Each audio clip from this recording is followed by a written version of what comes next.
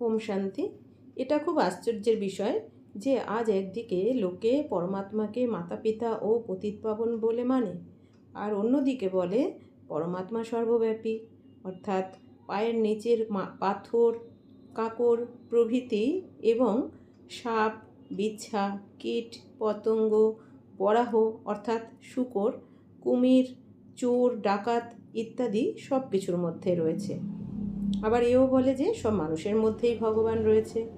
নিজের পরম প্রিয় পরম পবিত্র পরম পিতাকে কথা বলা যে তিনি কুকুর, বিড়াল বা সব কিছুর মধ্যে আছেন, কত বড় মর্মান্তিক ভুল, কত বড় পাপ।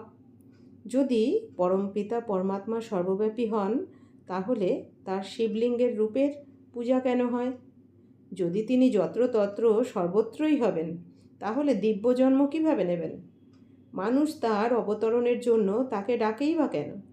কেনই বা শিবরাত্রি উৎসব পালন করা হয়? যদি পরমাত্মা সর্বব্যাপী হতেন, তাহলে গীতা জ্ঞান তিনি কিভাবে দিতেন, এবং গীতার মধ্যে লেখা এই মহাবাক্য কী করে সত্য সিদ্ধ হতো যে আমি পরম পুরুষ অর্থাৎ পুরুষোত্তম, আমি সেই পরম ধামের নিবাসী, যেখানে সূর্য ও তারাগণের আলোকও পৌঁছাতে পারে না। এই সৃষ্টি একটি উল্টো বৃক্ষ স্বরূপ, যার বীজ আমি উপরে থাকি, অর্থাৎ পরমপিতা পরমাত্মা উপরে থাকেন। যখনই এটা মেনে নেওয়া হলো যে পরমাত্মা সর্বব্যাপী, তখন ভক্তি, জ্ঞান, যোগ সব কিছুই খণ্ডিত হলো। কারণ জ্যোতিস্বরূপ ভগবানের যদি কোনো নাম ও রূপ না থাকে, তাহলে না পারা যায় তার সঙ্গে কোনো সম্বন্ধ রাখতে, না তার প্রতি ভক্তি দেখানো যাবে, বা তার নাম বা কর্তব্যের না চর্চা করা যাবে। কেননা জ্ঞানের অর্থই হলো নাম, রূপ, ধাম, গুণ, কর্ম, স্বভাব, সম্বন্ধ।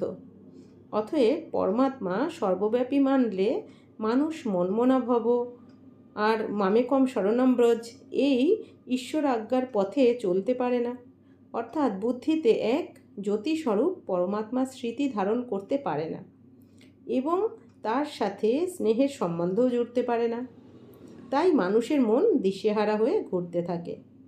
পরমাত্মা চৈতন্যময়, তিনি আমাদের পরম পিতা।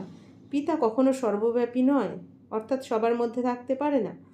অতএব পরমপিতা পরমাত্মাকে সর্বব্যাপী মেনে নেওয়ায় সকল নরনারী যোগভ্রষ্ট এবং পতিত হয়েছে, আর সেই পবিত্রতা, সুখ, শান্তির উত্তরাধিকার থেকে বঞ্চিত হয়ে দুঃখী আর অশান্ত হয়েছে। সুতরাং ভক্তদের মধ্যে যে প্রবাদ আছে, তা থেকে এটা স্পষ্ট হয় যে পরমাত্মা ঘটে ঘটে বাস করেন, এরূপ বিবেচনা ঠিক নয়। বাস্তবে ঘট অথবা হৃদয়কে প্রেম ও স্মরণের স্থান মানা হয়। দাপর যুগের শুরুতে লোকের ঈশ্বর ভক্তি অথবা প্রভুর ভক্তি যথেষ্ট আস্থা ও শ্রদ্ধা ছিল। হয়তো এমন এক আধজন ছিল যে পরমাত্মাকে মান্য করতো না। অতএব ওই সময় বিভোর ভক্তবৃন্দ এটাই বলতো যে ঈশ্বর ঘটে ঘটে বসেন, অর্থাৎ তাকে সবাই স্মরণ করে, ভালোবাসেন, এবং সবার মনের মধ্যে ঈশ্বরের চিত্র অঙ্কিত হয়ে আছে।